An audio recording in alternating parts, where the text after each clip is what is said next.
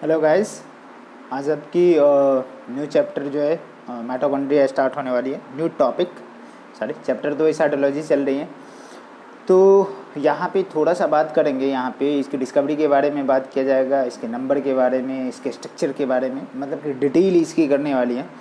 तो सारे के सारे चीज़ें को अपने यहाँ पे खोल के रख देना है, ठीक है ना।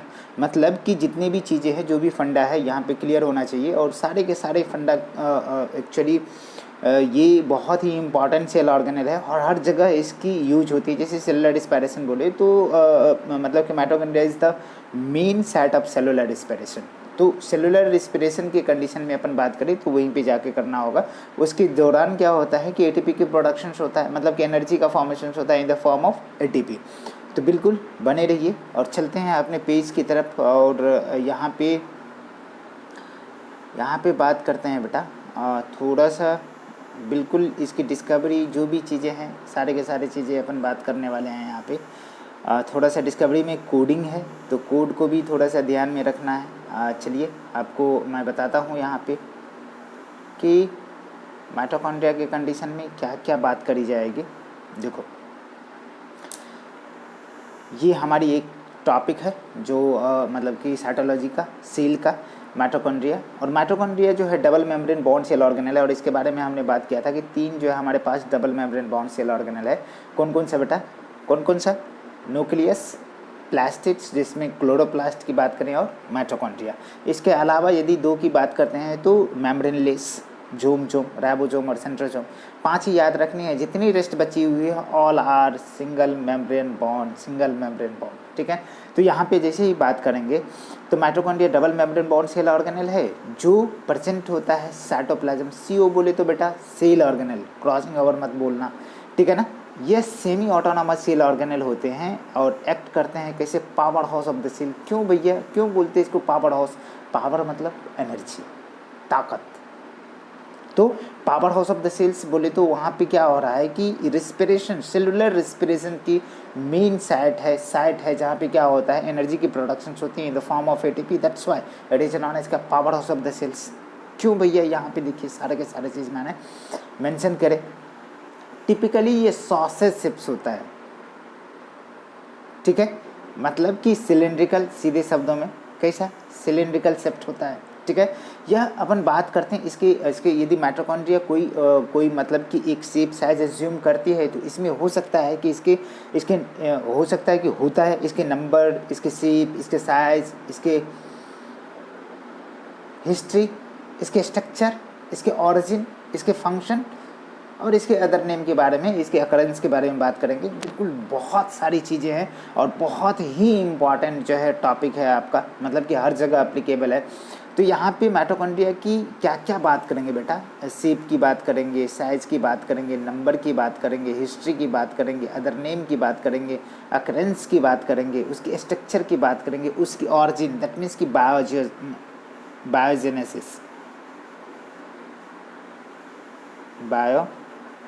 की बात करेंगे, कहाँ से ऑरिजिन, उसके फंक्शन लास्टली अपन बात करेंगे। तो यहाँ पे शेप की तो हमने बात किया कि जनरली क्या होता है कि ये सिलेंड्रिकल शेप होते हैं, ये सॉसेज शेप्ड होता है। अब इसके साइज़ की बातें करो, साइज़ की बात करते हैं। तो साइज़ की बातें में क्या करेंगे कि साइज़ जो है इसका जो एनसीईआरटी की डाटा है बेटा, उसी को मैंने पिक किया है और एनसीईआरटी की ही डाटा आपको रखना पड़ेगा। इसकी लेंथ जो होती है 1 to 4.1 माइक्रोमीटर और इसकी डायमीटर जो होती है 0.2 to 1 माइक्रोमीटर। लेकिन एवरेज पूछी जाती है, एवरेज डायमीटर कितना होता है तो 0.5 माइक्रोमीटर होता है। इसकी अदर नेम, इसको बोला जाता है power house of the cells. मतलब एटीपी के प्रोडक्शन करते हैं cell within a cell within a cell, मतलब कि सेल के अंदर सेल। क्या मतलब है कि ये सेकेंड लार्जेस्ट सेल ऑर्गेनेल है। फर्स्ट लार्जेस्ट एनिमल सेल के कंडीशन में न्यूक्लियस, और लेकिन प्लांट सेल के कंडीशन में क्लोरोप्लास्ट। याद रखना पड़ेगा बेटा, मतलब जो भी इंपॉर्टेंट बातें हैं सारे के सारे बातें कही जाएगी। तो क्या कहा गया कि यहाँ पे cell within a cell, क्योंकि ये सेकंड लार्जेस्ट सेल ऑर्गेनेल है, इसको बोलते हैं सेल फर्नांस। भट्टी समझते, ठीक है। मतलब कि जो मतलब कि जैसे जाने दो, लोहा को तपा के उसको जो है पीटा जाता है तो भट्ठी में डाल के, तो भट्ठी बोलते हैं, मतलब कि ये कहीं ना कहीं एनर्जी जनरेट करने का काम करता है। सॉरी दोस्त।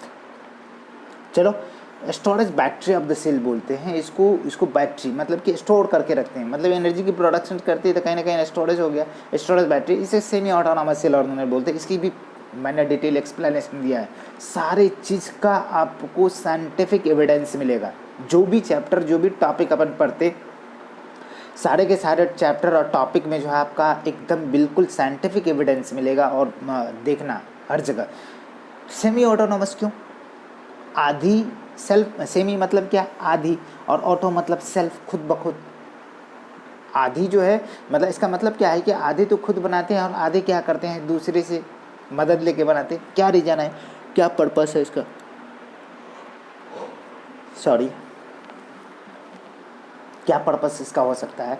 तो इसका पर्पस एक ही है कि मतलब कि इसमें जो है इसके अंदर जो प्रोटीन सिंथेसाइजिंग एपरेटस होता है, जिसमें डीएनए, आरएनए, राइबोसोम सारे चीज़ें अवेलेबल है, बहुत सारा ढेर सारा एंजाइम, ठीक है ना। तो इसका मतलब है कि कहाँ पे, मैट्रिक्स में। तो क्या करते हैं कि वो लगभग जो है approximately 30 different type of protein are form by the mitochondria, but ये इनफ नहीं है for the formation of the new mitochondria. तो इसके लिए क्या करता है, उनको न्यूक्लियस और साइटोप्लाज्म की मदद लेनी पड़ती है। तो आधी तो खुद बनाते हैं और आधे के लिए क्या करते हैं, न्यूक्लियस और साइटोप्लाज्म पे डिपेंडेंट होते हैं। तो क्या कह सकते हैं उसको, सेमी ऑटोनॉमस, मतलब आधी तो खुद बनाया, आधी दूसरे पे डिपेंड होकर बनाया।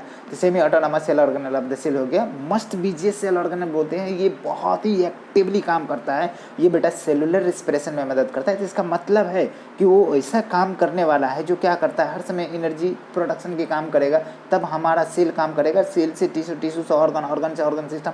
तो मतलब बॉडी पार्ट हर समय वर्किंग है, हर समय 24/7 क्या वर्किंग है। तो इसका मतलब क्या है कि उसको हर समय एनर्जी क्या करना पड़ेगा, बनाना पड़ेगा।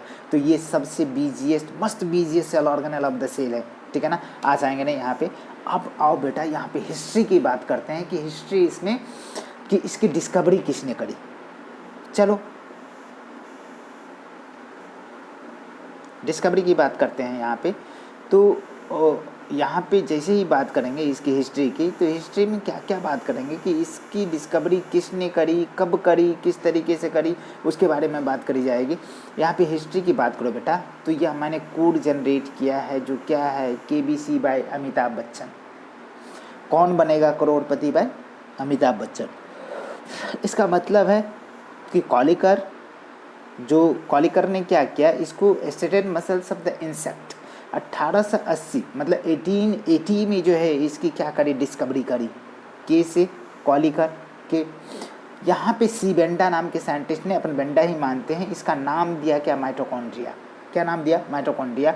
और यहाँ KBC सी, फिर जो है मतलब कि इसको क्रिस्टल वायलेट कलर से, जीनस ग्रेन भी उसका स्पेशली बोला जाता है, उससे क्या किया, माइटोकॉन्ड्रिया को स्टेन किया।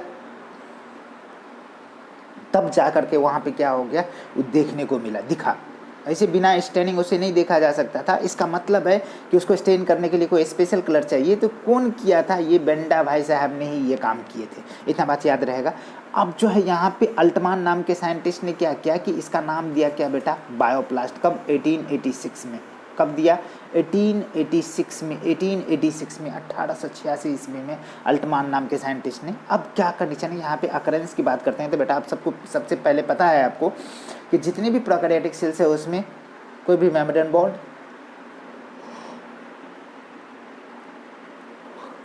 बॉन्ड सेल ऑर्गेनेल नहीं है, कोई भी मेम्ब्रेन बॉन्ड सेल ऑर्गेनेल नहीं है। इसका मतलब है कि यहाँ पे जैसे ही बात करते हैं तो सारे के सारे प्रोकैरियोटिक सेल्स में और मैच्योर मेमेलियन RBC में क्या है, माइटोकॉन्ड्रिया मतलब मेम्ब्रेन बॉन्ड सेल ऑर्गेनेल नहीं है। ये सारे के सारे यूकैरियोटिक सेल्स में प्रेजेंट है, एक्सेप्ट में वही बेटा मैच्योर मेमेलियन RBC। मैच्योर बोला, इसका मतलब है कि इमेच्योर जो होगा, इनिशियली फॉर्म RBC जो होगा उसमें मेमेलियन RBC उसमें होगा कहीं ना कहीं mitochondria.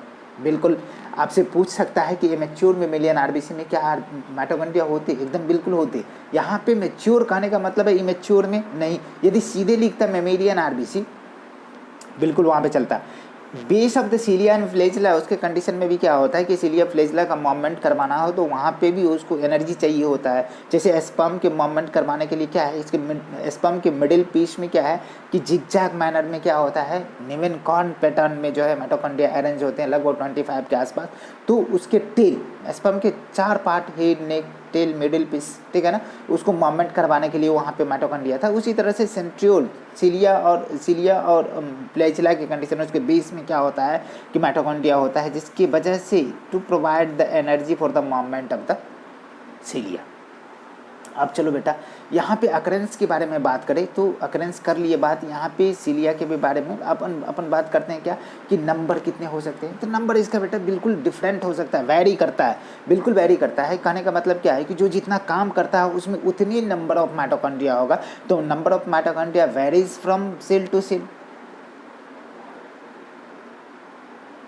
Depend on the physiological activity. जितनी एक्टिविटी करेंगे, जितनी वर्क करेंगे, उसके हिसाब से उसमें नंबर ऑफ माइटोकॉन्ड्रिया होंगे। तो इसमें क्या क्या है आप पढ़ लो। Number of mitochondria per cells variable depending upon the physiological activity of the cell. जो जितना वर्क करता है, सेल्स रिक्वायर मोर एनर्जी, तो वहाँ पे क्या होगा, मोर नंबर ऑफ माइटोकॉन्ड्रिया। बिल्कुल सिंपल सा फंडा है। एज लाइक एग्जाम्पल, यदि माइटोकॉन्ड्रिया बोले मतलब कि माइक्रोस्टियास के कंडीशन में, ट्रैपेनोसोमा और क्लोरेला के कंडीशन में, तो इसके नंबर कितना 1। लेकिन ईस्ट के कंडीशन में लेस देन 10। यदि लीवर सेल्स के बारे में बात करें तो 500 पर सेल। यदि किडनी सेल्स की बात करते हैं तो 360, 300 से 400 पर सेल। यहाँ पे एक अमीबा है बेटा, चॉस, जिसमें 5 lakh mitochondria in a cell, एक सेल में होता है, आएगा। अब चलिए यहाँ पे थोड़ा सा बात करेंगे बेटा कि इसमें मतलब कि अपने हाइयर एनिमल के कंडीशन में बात करें तो हाइयर एनिमल में क्या क्या होगा, किस तरीके से होगा। तो हाइयर एनिमल की बात करते हैं बेटा। यहाँ पे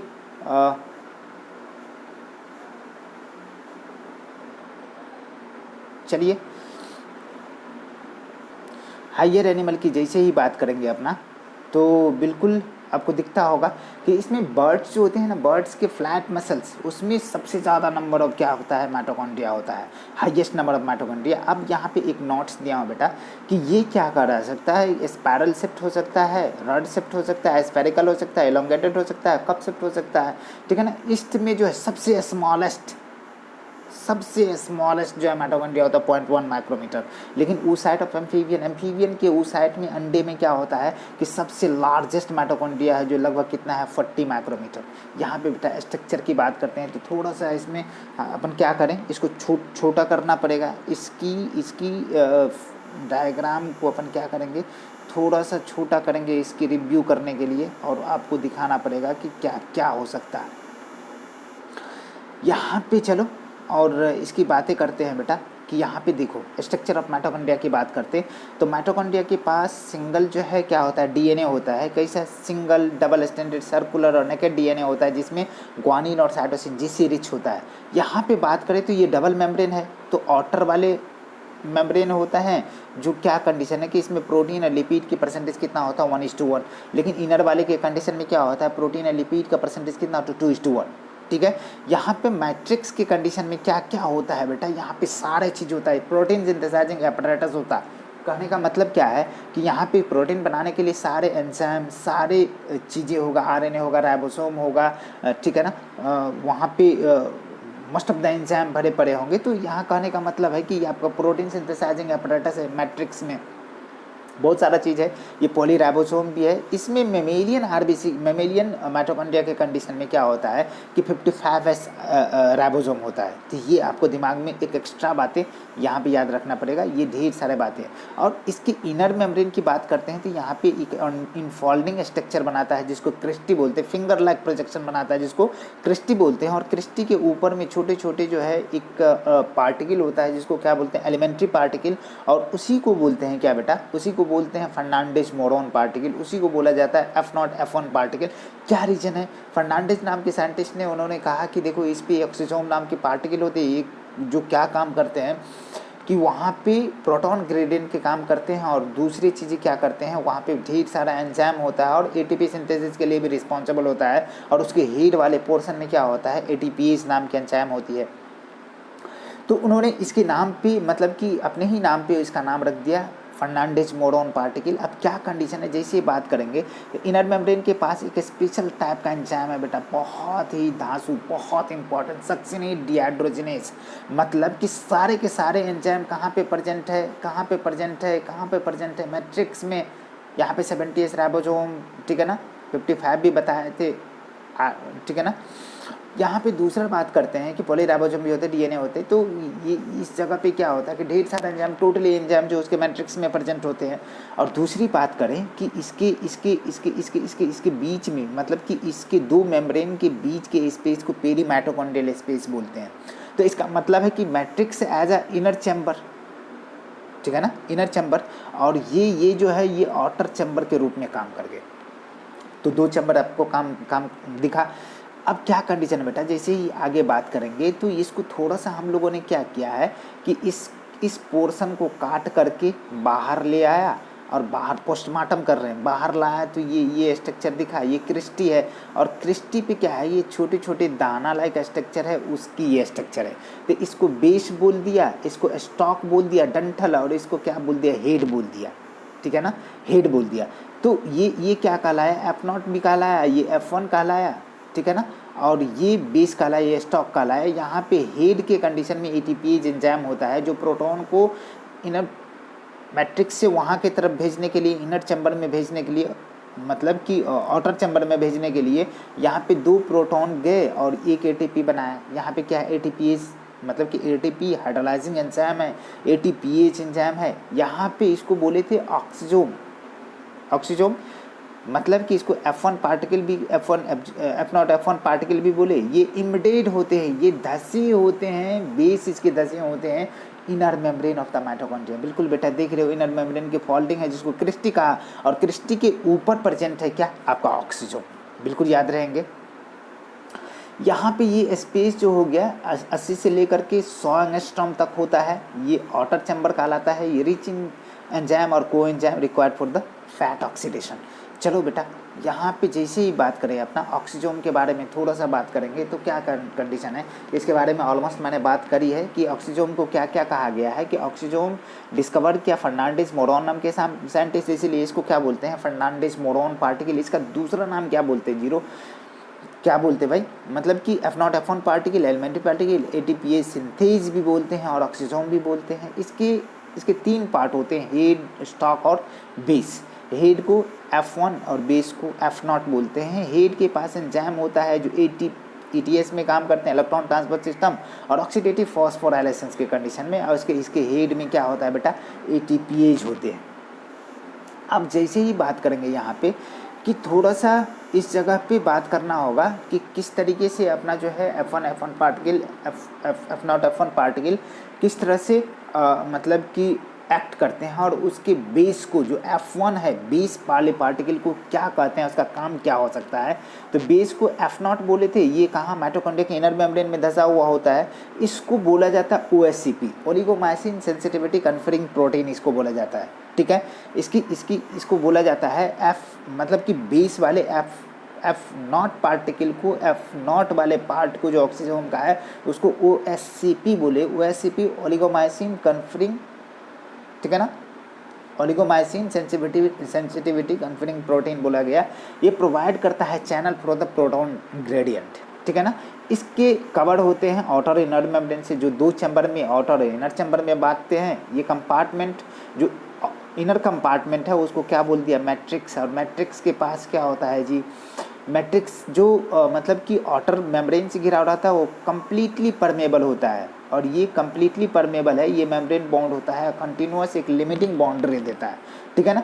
इनर मेम्ब्रेन बनाता है क्या, फिंगर लाइक प्रोजेक्शन, जिसको क्या बोला बेटा, क्रिस्टी। क्रिस्टी क्या करता है कि क्रिस्टी, जैसे मान लो बेटा कि अपन छोटा सा बात करेंगे कि ये स्ट्रक्चर है, ये स्ट्रक्चर है, इसको यदि सीधा कर दूं तो बहुत ही बड़े बन जाएंगे। तो ये क्या सरफेस एरिया को क्या कर दिया, बढ़ा दिया, इस पर ज़्यादा नंबर ऑफ मॉलिक्यूल्स आएंगे, और ज़्यादा नंबर ऑफ मॉलिक्यूल्स आए तो इसका मतलब है कि रेट ऑफ एब्जॉर्प्शन बढ़ेगा। सरफेस एरिया बढ़ा तो रेट ऑफ एब्जॉर्प्शन बढ़ा, और रेट ऑफ एब्जॉर्प्शन जैसे बढ़ा तो इसका मतलब है कि मेटाबॉलिक एक्टिविटी भी क्या हो गया, मेटाबॉलिक रेट भी क्या हो गया, इंक्रीज हो गया। तो सीधे शब्दों में यहाँ पे बोला जाता है कि cristae increases surface area, space for metabolism, ठीक है ना, एंड प्रोवाइड अबंडेंट, ठीक है ना, abundant space for metabolism, increase करता है सरफेस एरिया को, ठीक है ना। अब क्या कंडीशन है कि दो मेम्ब्रेन होता है जिसका अपना अपना स्पेसिफिक एंजाइम होता है जो माइटोकॉन्ड्रियल फंक्शन के लिए रिस्पॉन्सिबल होता है। इनर मेम्ब्रेन जो है सेलेक्टिवली परमेबल होता है, बट आउटर मेम्ब्रेन क्या था जी, आउटर मेम्ब्रेन कंप्लीटली परमेबल था। अब इसके मैट्रिक्स के बारे में बात करा जाए कि मैट्रिक्स के पास क्या क्या हो सकता है, मतलब इनर चैम्बर में जो सेमी विस्कस लाइक मटेरियल है, प्रोटीनेसिस मटेरियल है, ये इसके पास डीएनए आरएनए, अपना डीएनए आरएनए और 70S राइबोसोम होता है, सेवरल एंजाइम होता है associated with the cellular respiration and protein synthesis. Protein synthesis के लिए इसीलिए इसको क्या बोला जाता है कि प्रोटीन सिंथेसाइजिंग एपरेटस बोला जाता है। और माइटोकॉन्ड्रिया के पास जो डीएनए होता है, मार्गिट और नास नाम के साइंटिस्ट ने क्या किया था इसका 1963 में, मतलब कि इसका नाम दिया mt DNA, mt DNA, mitochondrial DNA को। और उन्होंने कहा कि जितने भी डीएनए हैं हमारे सेल के अंदर, मतलब कि एक सेल में उसका 1% जो है कहाँ पे होता है, माइटोकॉन्ड्रिया में डीएनए होता है। थोड़ा सा फास्ट हो बेटा, तो बिल्कुल थोड़ा सा टाइम टेकन कम लेने को चाह रहे हैं, ठीक है। तो चलिए कोई बात नहीं है, टाइम तो ज़्यादा लिया ही जाता है। आप सोच सकते हो कि ज़्यादा टाइम हो जाती है, अपन जान के नहीं लेते, हो जाता है, ठीक है ना। चलिए बेटा, यहाँ पे जैसे ही अपन बात करें कि इस जगह पे जैसे माइटोकॉन्ड्रिया के कंडीशन में हमने कहा कि 1% है टोटल सेल का। माइटोकॉन्ड्रिया के पास जो होता है, मेमेलियन माइटोकॉन्ड्रिया के पास 55S राइबोसोम होता है, जिसमें 35S और 25S राइबोसोमल सब यूनिट होता है। ये माइटोकॉन्ड्रिया येलोइश कलर का दिखता है due to presence of riboflavin protein की वजह से होता है। यहाँ पे जैसे बात करते हैं माइटोकॉन्ड्रियल फंक्शन की, तो क्या क्या बात करेंगे। सबसे पहला बातें तो करते हैं कि it is a site of the cellular respiration, aerobic respiration. Aerobic respiration जहाँ होता है नंबर ऑफ माइटोकॉन्ड्रिया ज़्यादा होता है। रेस्पिरेशन में आगे पढ़ने को है कि जब एनारोबिक एरोबिक दो तरह के रेस्पिरेशन पढ़ते हैं, तो एरोबिक रेस्पिरेशन में एक ग्लूकोज मॉलिक्यूल से क्या बनते हैं बेटा, 36 to 38 ATP मॉलिक्यूल्स बनता है। लेकिन कंडीशन है जैसे एनारोबिक करेंगे तो वहाँ पे कितना कम हो जाएगा, 2, ठीक है ना, 2 ATP मिलेगा। तो with respect to the aerobic में बहुत ज़्यादा जो है ATP बनती है। It contain enzyme required for it cellular respiration, since the mitochondria is a site of cellular respiration on which ATP is a form in the मतलब कि energy is form in the form of ATP। यह help करता है York synthesis during the development of the ovum. That means कि वाइटेलोजेनेसिस मतलब York, egg में जो जर्दी होता है, पीला वाला पार्ट होता है, उसको यॉर्क बोलते हैं। यॉर्क के सिंथेसिस के लिए माइटोकॉन्ड्रिया प्रवोक करते हैं, तो that means it helps in vitellogenesis, ठीक है ना। या मतलब कि ये हेल्प करता है formation of middle piece of the sperm. Middle piece में क्या होता है कि मिडिल पीस ऑफ स्पर्म में क्या होते हैं कि बहुत सारे माइटोकॉन्ड्रिया, 25 माइटोकॉन्ड्रिया जिग जैग मैने में अरेंज होता है। इसे नेवन कॉर्न कहा गया। आगे आप देख रहे हो सेक्सुअल रिप्रोडक्शन, मतलब ह्यूमन रिप्रोडक्शन में आप पढ़ लियो। Sperm during the spermatogenesis it helps in elongation of the fatty acid. मतलब कि मिडिल पीस स्पर्मेटोजेनेसिस के समय मिडिल पीस को बनाया, ओवम बनने के समय यॉर्क को बनाया। और कंडीशन क्या है कि फैटी एसिड को एलोंगेशन, तो फैटी एसिड चेन जितना लंबा होगा उतने ही नंबर ऑफ माइटोकॉन्ड्रिया मतलब कि एनर्जी होगा। ये क्या करता है, ये हेल्प करता है बेटा, बहुत ही इंपॉर्टेंट हो, मतलब साइटोप्लाज्मिक इनहेरिटेंस में मदद करते हैं। तो बिल्कुल आपको दिमाग में रहना चाहिए ये सारे के सारे बातें। चलो बेटा, यहाँ पे देखते हैं इस जगह पे कि अब माइटोकॉन्ड्रिया को सेमी ऑटोनॉमस सेल ऑर्गेनेल क्यों बोला जाता है। ये तो आप पहले भी समझ चुके हैं कि इसे क्यों, why mitochondria is a semi autonomous cell organelle. क्या वजह है कि माइटोकॉन्ड्रिया कैरी करता है, डीएनए कैरी करता है enough information for the synthesis of only 38 protein, but that is not enough और sufficient to make the new mitochondria. That's why it depends on the nuclear DNA and cytoplasm. आदि तो mitochondria, आदि cytoplasm और nucleus पे dependent हुआ। That's why it is known as semi autonomous cell organelle of the cell. अब क्या condition है इसकी ऑरिजिन, इसके बायोजेनेसिस की बात करते हैं माइटोकॉन्ड्रिया को, तो बोला जाता है कि माइटोकॉन्ड्रिया का ऑरिजिन कैसा है बेटा, इसकी ऑरिजिन जो है बेटा प्रोकैरियोटिक है। कैसा है, प्रोकैरियोटिक है। मतलब कैसे, तो किस तरीके से आप प्रूव कर सकते हो कि its origin is a prokaryotic, क्या रीजन हो सकता है। तो बिल्कुल बेटा, ये माइटोकॉन्ड्रिया जो डिवाइड करती है, जैसे प्रोकैरियोटिक सेल्स बैक्टीरिया वगैरह डिवाइड करता है बाइनरी फिजन से, माइटोसिस से, उसी तरीके से ये भी डिवाइड करता है। ठीक है ना, as like a prokaryotic cells. अब कह रहा है कि due to it has 70s ribosome, mitochondria prokaryotic cells में भी क्या होता है 70s राइबोसोम होता है। यहाँ पे भी single circular double standard naked DNA होता है जो जीसी रिच होता है, जो कि प्रोकैरियोटिक सेल्स में भी होता है। प्रोकैरियोटिक सेल्स के कंडीशन में बेटा कि इस जगह पे क्या क्या होता है कि वहाँ पे आपको दिखेगा कि यहाँ पे मीसोसोम होते हैं प्रोकैरियोटिक सेल्स में, और यहाँ माइटोकॉन्ड्रिया में फिंगर लाइक प्रोजेक्शन जो क्रिस्टी होते हैं, बिल्कुल प्रोकैरियोटिक सेल जैसा दिखता। तो इसका मतलब है कि ये सब के सब बातें प्रूव कर रहा है कि इट्स ऑरिजिन इज प्रोकैरियोटिक। अब जैसे ही बात करेंगे अपना कि इंडोसिम्बायोटिक थ्योरी बताती है कि भैया जो पहले जो था मतलब कि इसका नेचर कैसा था कि ये प्रोकैरियोटिक था, इसको ये एरोबिक था, लेकिन और कंडीशन क्या था कि यूकैरियोटिक बहुत सारा ऐसे जो एनारोबिक था। तो कंडीशन था कि ये तो खाना पीना खा लेता था, यूकैरियोटिक वाला खाना पीना बड़ा था, खा लेता था, लेकिन ये छोटे वाले को प्रॉब्लम होती थी। क्या बेटा, छोटे वाले को प्रॉब्लम होती थी कि भैया मेरे को खाना पीना नहीं मिल रहा है, तो क्या करूं। तो करे क्या कि करे मतलब बड़े वाले ने बोला, यूकैरियोटिक सेल ने बोला कि बेटा देख, तुम्हारी एग्जिस्टेंस ऐसे नहीं हो सकती है, तुम ऑक्सीजन देते, अब मेरे को ऑक्सीजन नहीं मिलता तो तुम मेरे पास इन कर जाओ, तो इसको अपने अंदर घुसा लिए।